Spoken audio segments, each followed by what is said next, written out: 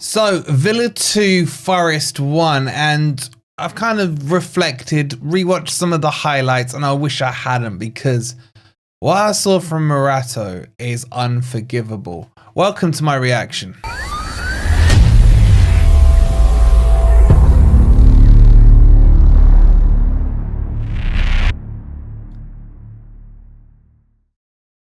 Good morning, good evening, or good night. Hope you guys are doing well, and welcome to some afterthoughts of the afterthoughts of Villa 2, Forest 1. Coming up, I'm going to talk about some criminal stuff that went on that pitch. I'm going to talk about some good stuff that went on that pitch. And I'm still going to hold the same energy about our midfield. So if you're enjoying the content, please don't forget to hit the like button.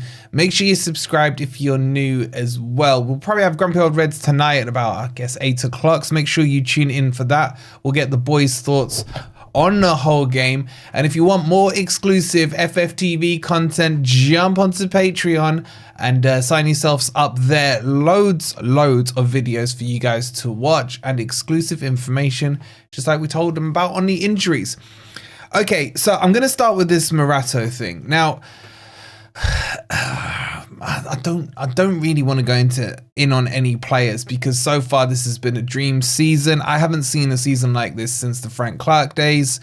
Everything's going rosy, and I still think we're fine on Champions League and everything like that, mainly because teams beneath us are going to play each other. They're not all going to go on W streaks till the end of the season, and we're going to pick some wins up. I think we need, you know, that 3 Leicester win plus 1 or 2 other wins gets us over the line. If it's going to be 5th to get us over the line, I don't really care. 5th, 2nd, 3rd, 4th, they're all the same price. So I'm not too fussed about that. So I'm not coming on here angry.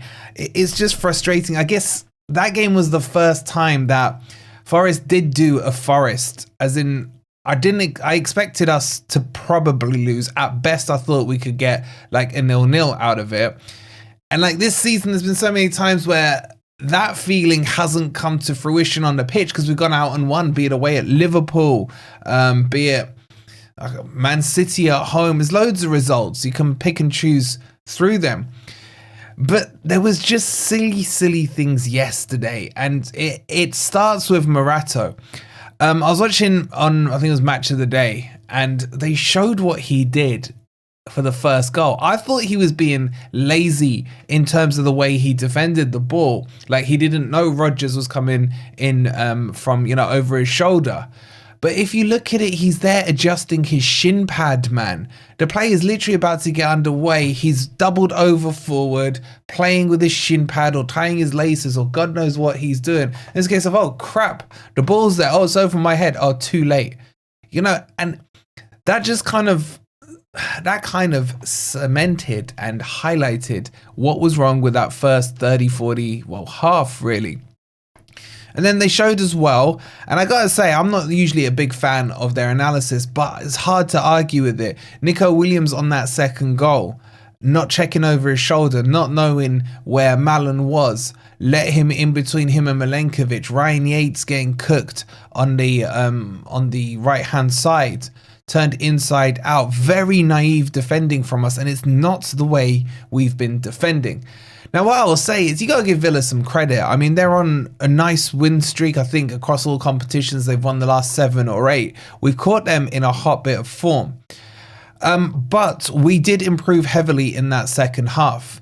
And it all comes down to the difference for me of being passive versus aggressive. Now, in that first half, we stood off and we gave them the width. I thought Garcia on their right-hand side got so much room, as did Maatsen on their left-hand side. And Forest were doing the whole Forest thing under Nuno of, come and attack us. Once you get into our box, you're not getting in. But those mistakes cost us.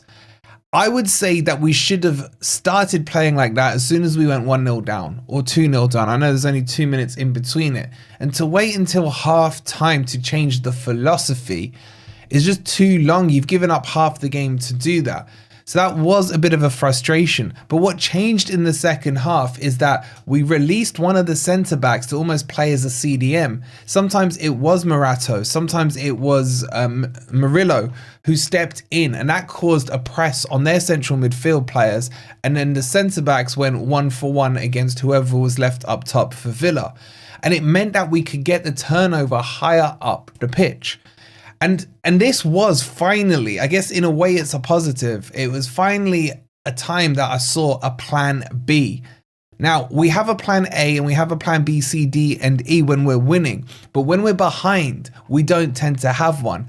And yes, it was a little late, but at least there was a plan B. And what did it mean? It meant we won the ball higher up. We created more chances. Villa were under more pressure in that second half.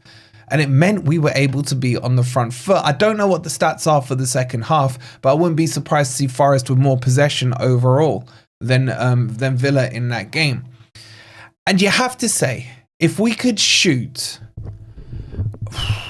I'm not saying we would have won, but I'm saying we'd have scored more than one goal. Because some of the chances we missed, Anderson shooting woeful, Nico Williams shooting woeful, Gibbs White again, his shooting woeful. I'm sure there's other players that are missing. I can't think who they were off the top of my head. And there's got to be a time now where there's some shooting drills done. Because if you look at Anderson, and you guys know I've been praising him all season, versus say Jota Silva, who's a bit part player who comes on, does a cameo, doesn't really get many starts. I think that was his third goal in the Premier League this season so far. Anderson's had one and he's played a lot of games. Now I know his game is more about passing and dribbling and breaking through the lines and what have you, but he needs to add goals to his game. And I thought, okay, once he got the goal against Southampton, he was going to kick on and get a few more, and it's kind of dried up since then. So it is a little bit worrying. It still, for me, stinks of this midfield not being good enough. There's no way we can go into August or even the pre-season and have this same midfield and unleash them on hopefully Champions League. It won't work. It won't work. We need a 6 if Sangare isn't going to be the solution. We need players who will be consistent, because we've seen Yates have purple patches, Dominguez have purple patches, Danilo's still not fully fit. All these players are still, for me, not at that Champions League level. These are Premier League players, and I don't even think they're top 3 to 5 players. These kind of mid-level Premier League players. But under the coaching and the drilling that Nuno has done, he gets the best out of them. All of them give 100% effort and 100% work rate. But what I'm talking about here is on the talent, on someone who can just take the ball, dictate the pace of the game, dictate that midfield, and leave Forest a bit on the front foot. Now, a player I do want to talk about as well is Jota Silva. I've been highly critical of him in the last 3-4 months, maybe. I think he came onto the scene with a bit of a bang. That goal against Newcastle in the Cup looked like he had a lot of energy. At that time, Elanga wasn't playing too well. And, you know, I was shouting for Jota to have a run of games. And he's been very inconsistent since there. He's a bit like a kind of fly to shit kind of thing, you know, the ball goes that way, he goes that way. A bit erratic is the word I'm looking for. But I thought yesterday when he came on with high energy, high tempo, and I think he drove that second half. He was pushing on the press, he was getting into tackles, winning the ball, creating chances, taking shots himself, obviously scoring the goal. I thought his finish was good. His first touch a little heavy, took him wide, but he was still composed enough to hit it on his left foot across Martinez, who's a decent goalkeeper for all of his many other faults. And I just thought that was a good substitution, even though at the time I didn't agree with it. Now, there are talks that Elanga has picked up a knock. I think one of the quotes I saw from Nuno says, where are we here? There's a quote somewhere. Pretty good. I can't remember what the quote was, but it was somewhere there. It was somewhere there saying Elanga has a knock. He's not fully fit or something along those lines. So maybe it wasn't as inspired a sub as I thought. And if Elanga is out, we are now starting to look very threadbare in terms of cover. Fullbacks is an issue. Strikers is an issue in terms of fitness. Wood should be back for Everton, as I said to you guys on the watch along yesterday. He could have been back today. But we are missing Wood's goals. We are. Someone who is clinical in that box is very, very important. And yeah, it is what it is, I guess. Look, for me, as I say, the bottom line, the bigger picture, whatever phrase is the right phrase, is that Forest are in the front seat, in that pole position. Because I say to you, ask any Man City fan, ask any Chelsea fan, Newcastle, Villa, whoever, if they would swap seats with us now, would they take our position and our games and our points versus their position, their games, and their running?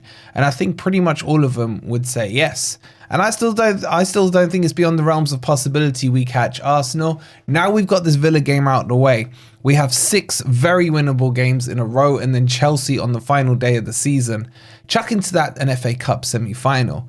And things aren't that bad, guys. They're not that bad. Yes, we are allowed to be frustrated for the individual game, and especially in particular that first half. But overall, if we get that Champions League spot, FA Cup, pure bonus, this has to be the best season since Clarkey, since he got us to 3rd. So, you know, I'm happy. We'll get this over the line. Things are good, but get your thoughts in. But am I frustrated? A little bit, I can't lie, but this is me. You guys know me. I become reactionary. Get your thoughts in on it all. Obviously, we'll be live later on tonight for Grumpy Old Red, so make sure you're tuned in for that. If you haven't already, please don't forget to hit that like button. Make sure you subscribe as well if you are new. If you haven't seen my player ratings, and your player ratings, of course, because you guys take part, I'll leave it on the end screen for you. Go check out the exclusive videos on Patreon, and we'll see you later on tonight. Come on, you Reds.